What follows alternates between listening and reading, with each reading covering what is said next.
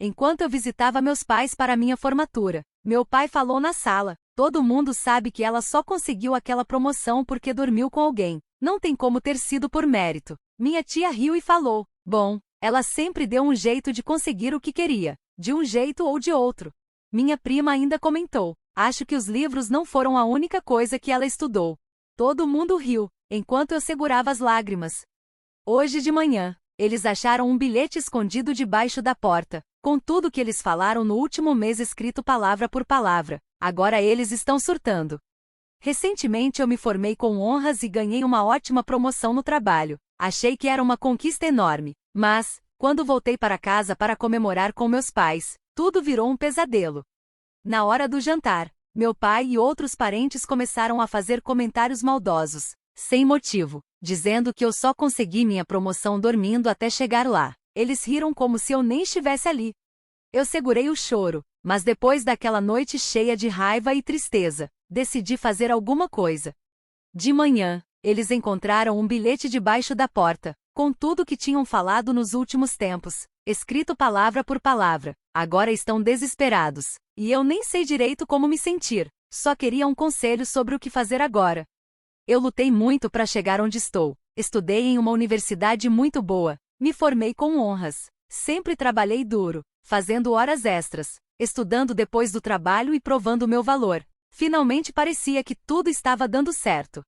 Na verdade, eu nem tinha planejado voltar para casa para minha formatura, não esperava muita coisa da minha família. Com o tempo, a pressão e o julgamento deles ficaram difíceis de aguentar.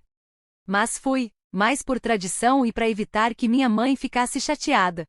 Quando entrei na casa dos meus pais, senti aquele clima familiar, amoroso, mas também sufocante. O cheiro da comida da minha mãe estava no ar, o piso de madeira rangia sob meus pés, e a voz do meu pai ecoava de longe. Era nostálgico, mas não de um jeito bom. Sempre senti que precisava me encaixar no modelo que eles criaram para mim, e nunca consegui.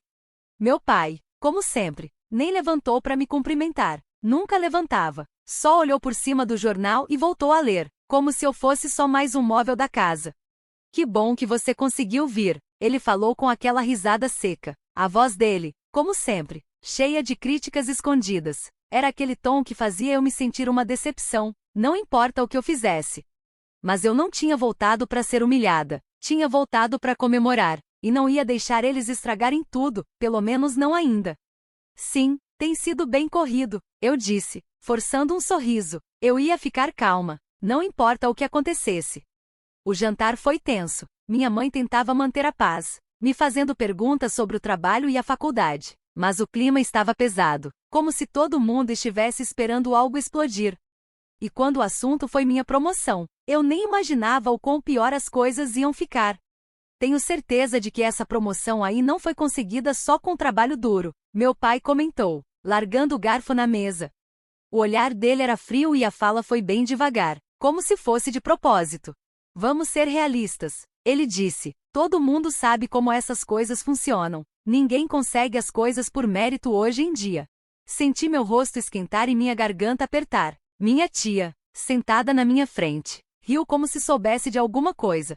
Bom, ela sempre soube dar um jeito de conseguir o que queria, de um jeito ou de outro, disse ela, com aquela voz cheia de julgamento. Minha tia sempre pensou igual ao meu pai, achava que tudo que eu fazia tinha alguma segunda intenção. Eu estava prestes a me defender, mas meu primo Henry resolveu abrir a boca também. Cheio de confiança sem motivo, ele olhou bem nos meus olhos e disse: acho que os livros não foram a única coisa que ela estudou. Eu congelei. Parecia que a sala inteira tinha ficado menor. Todo mundo riu, minha tia, meu primo, até meu pai deu um sorrisinho. Mas ninguém me olhou de verdade, era como se eu nem estivesse lá. Me senti invisível, mas de um jeito ruim, como se eu fosse alvo de uma piada cruel. Acho que não, eu sussurrei, mas minha voz foi tão baixa que se perdeu no barulho das risadas. Não sabia o que doía mais, as palavras ou o fato de ninguém se importar que eu estava ali ouvindo tudo. Depois de um silêncio que pareceu durar uma eternidade, me levantei da mesa. Acabou, falei, com a voz tremendo apesar de tentar parecer forte. Acabou essa história de tentar deixar vocês orgulhosos. Eu trabalhei muito para conseguir tudo que tenho, e não preciso mais da aprovação de vocês. Não esperei ninguém falar nada. Minhas pernas me levaram para fora da sala antes que eu pensasse direito. Eu não queria ouvir a raiva do meu pai, nem as piadinhas da minha tia, nem os comentários falsos do Henry. Então, fui embora. Aquela noite foi longa. Me hospedei num hotel, porque eu não conseguia nem pensar em voltar pro quarto da minha infância. Sabia que, mais cedo ou mais tarde, eles iam me procurar para brigar, mas, sinceramente, eu já não ligava mais. Passei horas acordada, virando de um lado pro outro, até que algo dentro de mim mudou. Eu precisava fazer alguma coisa, precisava deixar claro que eu não era o que eles pensavam, nem a piada deles. Não dormi. Sentei à mesa do hotel, comecei a escrever, apagar e escrever de novo. Parecia que eu estava escrevendo uma confissão, mas a única coisa que eu estava confessando era que eu tinha desistido de tentar agradá-los. Passei horas lembrando e anotando tudo que ouvi deles no último mês, todos os comentários maldosos, os julgamentos, as piadas nas minhas costas. Escrevi tudo, palavra por palavra, como se ainda estivesse ouvindo. Quando terminei, tinha um documento cheio da maldade deles. Imprimi cada página e deixei escondido debaixo da porta da casa dos meus pais. Na manhã seguinte, ainda trancada no hotel, meu celular começou a apitar. Primeiro, mensagem da minha mãe. Você deixou alguma coisa aqui em casa? Ela parecia desesperada, como se sentisse que algo tinha mudado. Eu não respondi. Depois, mensagem do Henry. O que você fez? Por que está fazendo isso? Também não respondi. Por fim, meu pai mandou uma mensagem. É melhor você se explicar. Isso não é brincadeira. A mensagem dele era fria e cheia de raiva. Mas eu não expliquei nada. Não devia mais explicações para ninguém. Deixei eles lá, se virando. Não sabia no que tudo aquilo ia dar, mas, pela primeira vez, senti que era eu quem estava no controle da situação. Fiquei no hotel mais alguns dias. Não queria voltar para casa. Era estranho como eu me sentia, ao mesmo tempo livre e assombrada pelo que tinha acabado de acontecer. Eu não achei que eles iam reagir tão rápido, mas quando acharam o bilhete, eu sabia que ia doer. Eu não era mais só uma criança que eles podiam ignorar. Eu tinha virado alguém que eles não sabiam como lidar, uma pessoa com limites, que falava o que pensava, sem medo de deixar ninguém desconfortável. Nos dias seguintes, fiquei um pouco mais tranquila. Talvez fosse a distância, talvez eu ainda estivesse em choque com tudo. Mas, no fundo, eu sabia, não dava mais para voltar a ser quem eu era. Não dava mais para ser aquela filha quietinha, que só queria agradar. Aquela versão de mim tinha morrido naquela noite, na mesa de jantar. No terceiro dia, eu voltei para casa.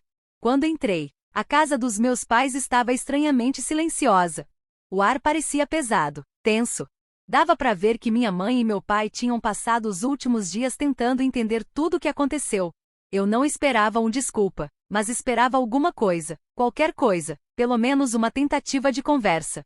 Entrei na sala e lá estavam eles, meu pai, minha mãe, minha tia e meu primo Henry, todos sentados no sofá. Eles me olharam como se eu fosse um alienígena. A tensão era quase sufocante. Você fez mesmo isso, né? Meu pai falou, quebrando o silêncio. A voz dele estava mais fria do que nunca. O olhar era duro, mas vi um pouco de insegurança nos olhos dele. Era a primeira vez em anos que ele parecia não ter tanta certeza de si. Não sei o que você esperava, eu respondi, tentando manter a voz firme, mesmo carregando toda aquela emoção presa. Você acha que eu ia continuar aqui, aguentando insulto, suposição, ano após ano? Eu não sou mais essa pessoa. Minha mãe parecia que ia falar, mas parou, olhando primeiro pro meu pai. Ficou aquele silêncio estranho antes dela finalmente suspirar e olhar para mim. O que você quer da gente, filha? Eu não tinha uma resposta fácil. Parte de mim queria um pedido de desculpas, mas eu sabia que isso não ia apagar tudo o que aconteceu. As humilhações, os anos me fazendo sentir pequena, inferior. Então eu disse algo que nem eu sabia que queria dizer. Eu quero que vocês parem de fingir que tudo que eu faço é para tentar agradar vocês. Falei num tom calmo. Eu quero que vocês parem de me diminuir para se sentirem melhor com suas próprias vidas. Meu pai apertou os olhos, e minha tia se mexeu desconfortável no sofá. Mas eu não me importava. Não era mais sobre o conforto deles, era sobre eu, finalmente, me fazer ouvir. Henry olhou pro lado, todo desconfortável. Não sei se ele se arrependeu do que disse ou se só queria evitar confusão. De qualquer forma, eu não ligava para a opinião dele. Ele já tinha deixado claro o que pensava de mim. Você sempre foi difícil, meu pai murmurou, quase num sussurro. Foi a primeira vez que ele mostrou alguma fraqueza. Eu só queria que você fosse melhor, que fosse mais. Mas eu sou melhor, eu disse, sentindo a força nas palavras. Eu sou melhor do que a filha que você queria que eu fosse. E se isso não for o bastante para você? Então, me desculpa, mas eu não posso mais viver tentando atender expectativas que nunca vou conseguir alcançar. A sala ficou em silêncio de novo. Minha mãe olhava pro chão, sem saber o que dizer. Meu pai apertava o queixo, como se estivesse se segurando para não gritar. Dava para ver que ele queria se justificar, dizer que só queria o melhor para mim. Mas pelo jeito que ele me olhou, eu soube que ele sabia que eu estava certa. É difícil pra gente, minha mãe disse baixinho, com a voz tremendo pela primeira vez desde que eu cheguei. Sempre achamos que estávamos fazendo certo, pressionando você para ser a melhor, para ser perfeita. A gente pensou que, se insistisse bastante, você ia alcançar o que a gente esperava. Eu tô vivendo o que eu espero, respondi, respirando fundo. Eu não sou um espelho para refletir os sonhos ou os fracassos de vocês. Eu sou eu. Foi aí que o peso de tudo que eu tinha feito caiu sobre mim. Eu não tinha só deixado um bilhete.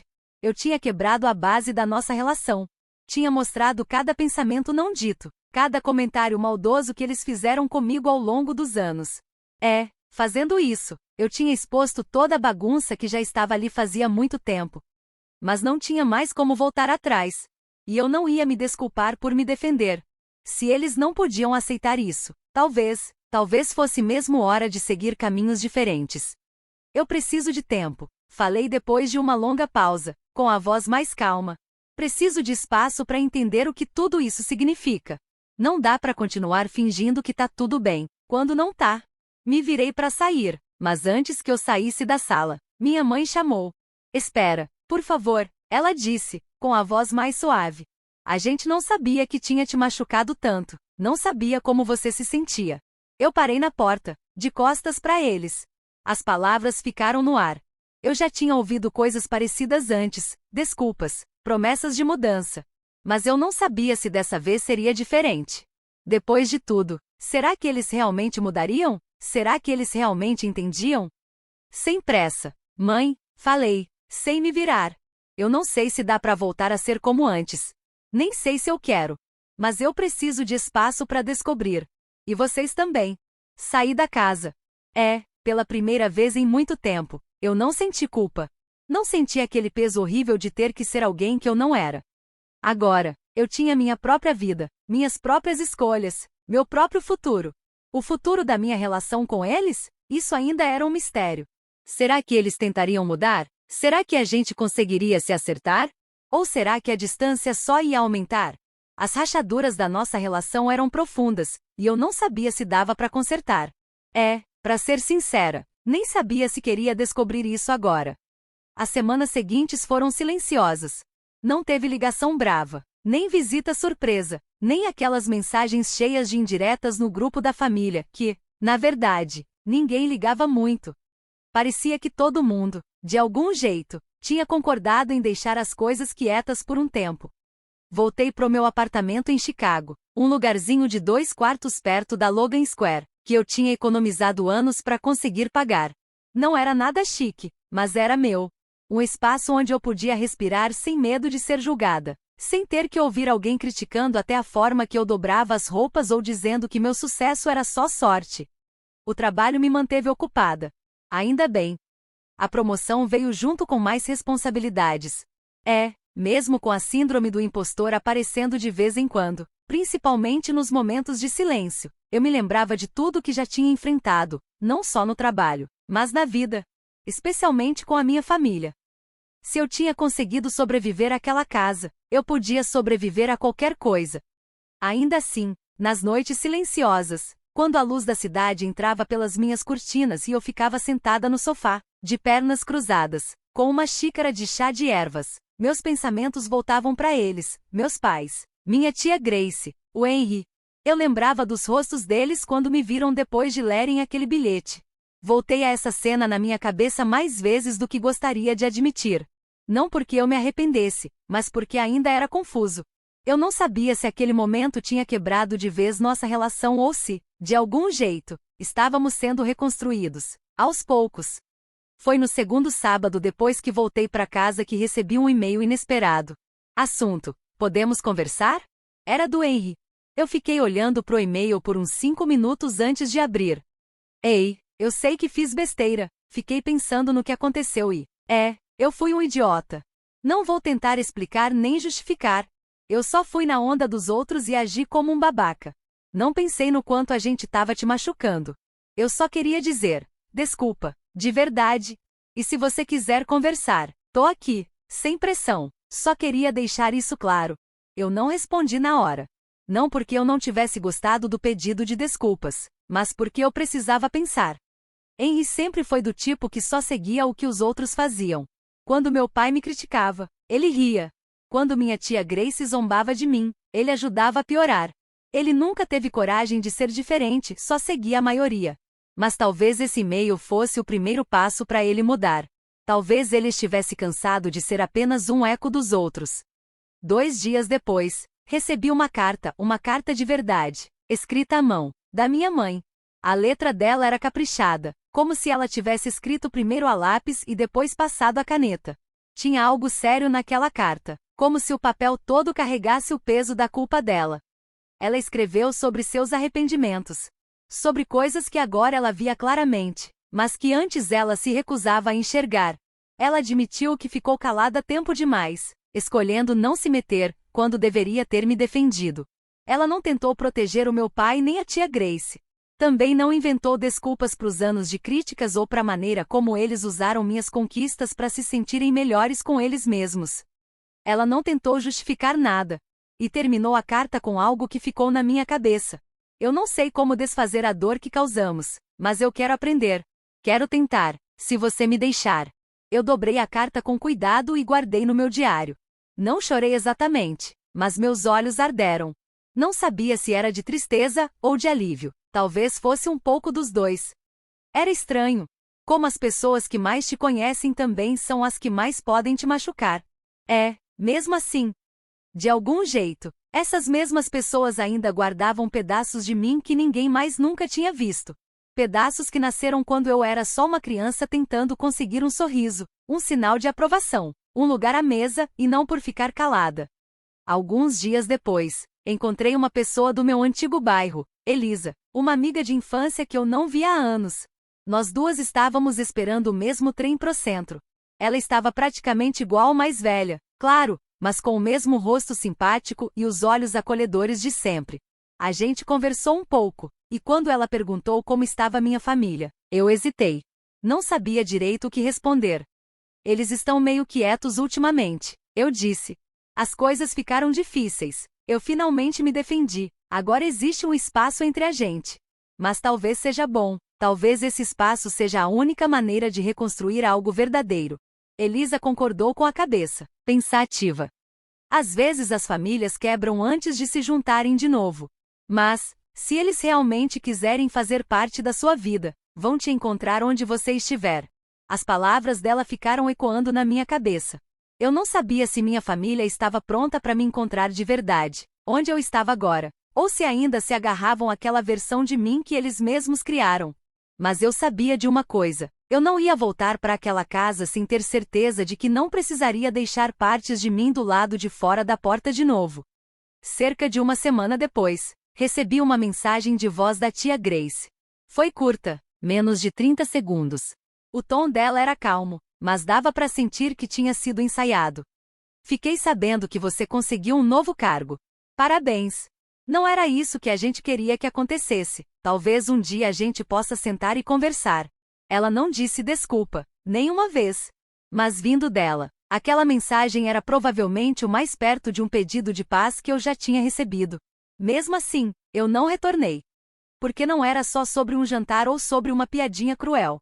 Era sobre anos, décadas de pequenos cortes, de me diminuir até eu quase não me reconhecer mais. Sobre morder a língua até doer, só para manter a paz numa guerra que eu nem tinha começado. Consertar isso não era mais responsabilidade minha. Mas, ainda assim, uma parte de mim queria acreditar. Queria acreditar que essa ruptura talvez fizesse eles encararem a verdade, a feiura que deixaram crescer em silêncio. Que, talvez, desta vez, alguém além de mim tivesse coragem de dizer, isso não é certo. E que, quem sabe, um dia, a gente não precisasse mais usar o silêncio como arma para sobreviver. A mensagem de voz da tia Grace ficou no meu celular por dias. Eu não deletei, mas também não ouvi de novo. Acho que guardei como prova. Prova de que, talvez, eles estivessem começando a sentir o peso das próprias ações. Prova de que alguma coisa tinha mudado. Prova de que o bilhete que eu escrevi tinha feito mais barulho do que anos de silêncio. Eu segui com a minha vida, quieta, mas firme.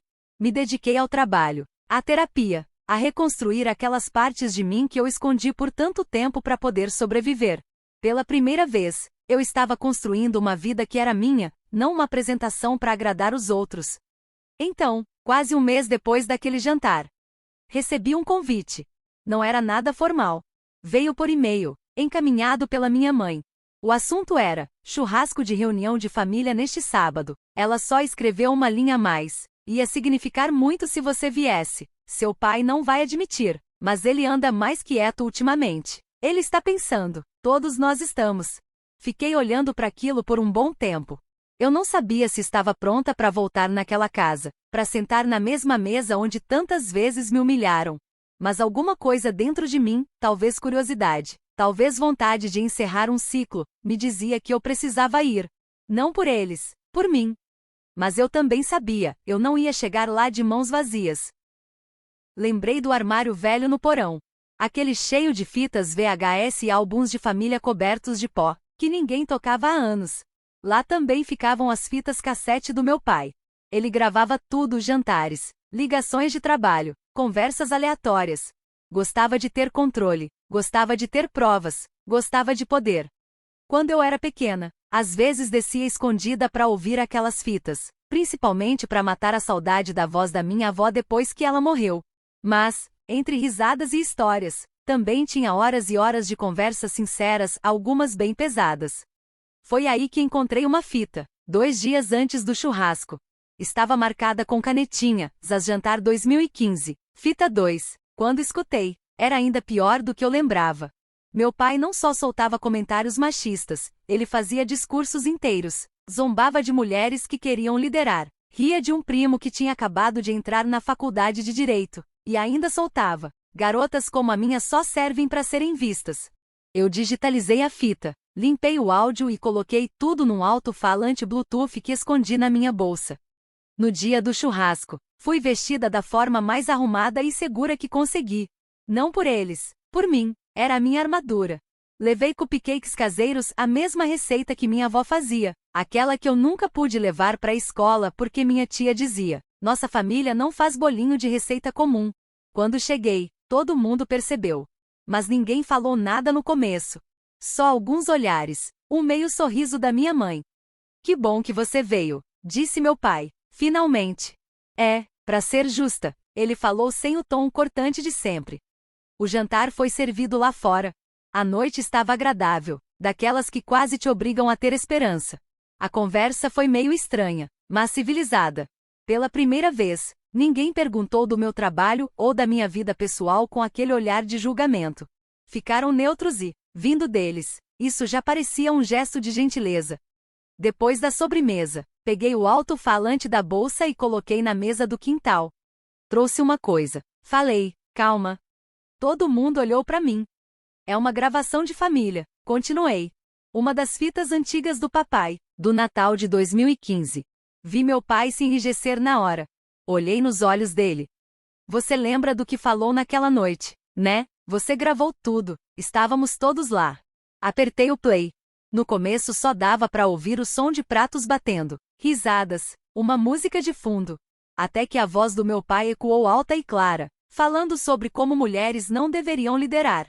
Depois veio a risada da tia Grace. O Henry fazendo piada. Meu pai insistindo, dobrando a aposta. Ninguém falou nada enquanto o áudio tocava. O rosto do meu pai ficou duro. Minha mãe parecia. Henry olhou para a mesa, horrorizado. A mandíbula da tia Grace estava tão travada que achei que ela fosse quebrar um dente. Deixei a gravação rolar por 2 minutos inteiros. Depois apertei o botão de parar. É isso que parece, eu disse, olhando nos olhos de cada um. É isso que soa, é o que eu ouvi a minha vida toda. É o que eu tive que viver, enfrentar e carregar em cada lugar que eu entrava. Silêncio.